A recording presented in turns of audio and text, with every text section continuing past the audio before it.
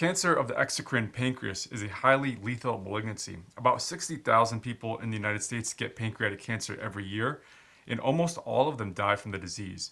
Pancreatic cancer is the fourth leading cause of death from cancer in both men and women in the United States. Surgical resection is the only potentially curative treatment. Unfortunately, because most patients don't show signs and symptoms until after the cancer has significantly progressed, only 20% of patients are candidates for pancreatectomy at best, meaning removing the pancreas from the body. But even still, prognosis is poor even with surgical resection, as the 5-year survival is no better than 30%, and that's the best case scenario. In general, more people in the Western or industrialized parts of the world get pancreatic cancer. It's pretty rare before the age of 45, but average age is around 55 to 60 and is about twice as common in men. In the United States, the number of people diagnosed with stage 1A pancreatic cancer rose by 15% between 2004 and 2016. The 5-year overall survival rate for stage 1A pancreatic cancer, it went from 45% in 2004 to 84% in 2012, and this is most likely due to earlier detection. And this is why it's so important to know what the early signs of pancreatic cancer are. When the cancer is in the head of the pancreas, it typically causes abdominal pain, weight loss, and probably the biggest clue of all, progressive obstructive jaundice, meaning yellowing of the skin and the eyes, and that results from the accumulation of bilirubin in these tissues. Not everyone with pancreatic cancer gets abdominal pain. In fact, painless jaundice occurs in 25% of those with pancreatic cancer. The sclera, meaning the whites of the eyes, are usually the first tissues that you notice turning yellow when you develop jaundice.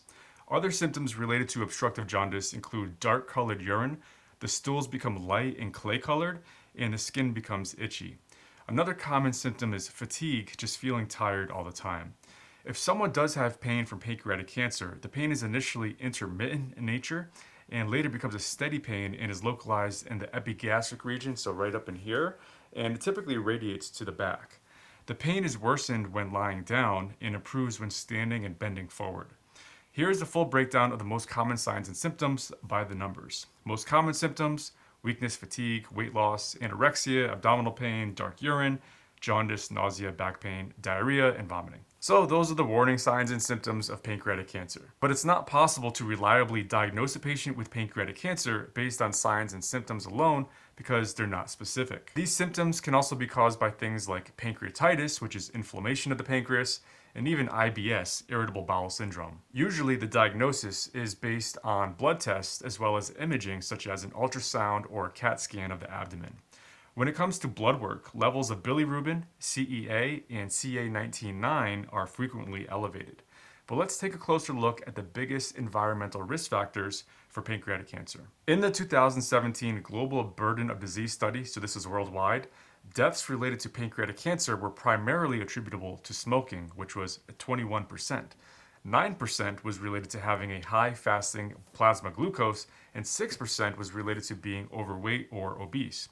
It's estimated that smoking cigarettes increases the risk by about 20%, and the more cigarettes smoked, the higher the risk. Now, there's many studies that have evaluated the relationship between diet and pancreatic cancer.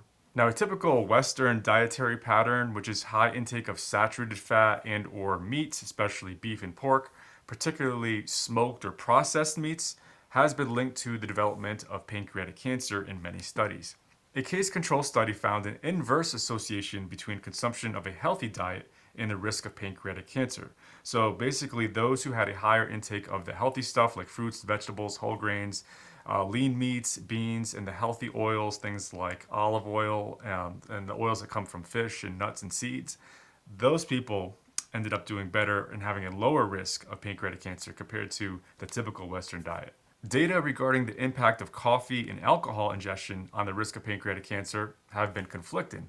Two pooled analyses suggest that if there is an effect of alcohol consumption, it's very small and limited to heavy drinkers. And when it comes to coffee, there's also no conclusive answer if it actually increases or decreases the risk. Now, when they looked at a bunch of people who developed pancreatic cancer, they noticed that they had, generally speaking, lower levels of lycopene and lower levels of selenium. Lycopene is a lipophilic carotenoid hydrocarbon pigment found in red, pink, and orange fruits and vegetables such as tomatoes, apricots, melons, papayas, grapes, peaches, watermelons, and cranberries.